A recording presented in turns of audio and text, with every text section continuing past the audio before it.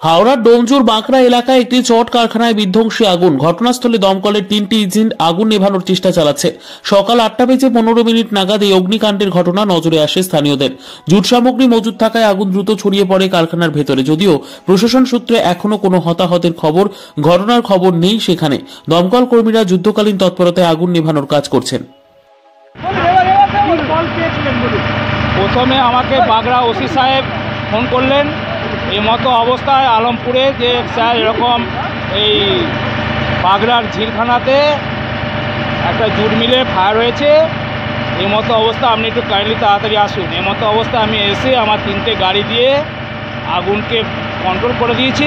এই মতো অবস্থায় আমার কাজ এখন চলছে, যত সম্ভব আমি তাড়াতাড়ি কাজটাকে কী করে লাগলো সেটা আমি ঠিক বলতে পারবো না।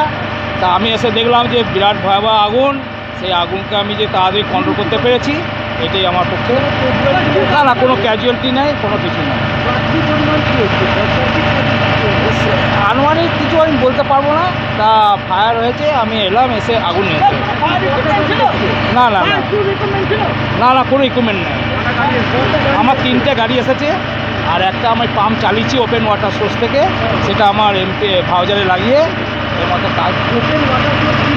ওপেন ওয়াটার সোর্স এই আমাদের এমসিপিটি আছে, এই এমসিপিটি দিয়ে আমরা আমাদের গাড়ি।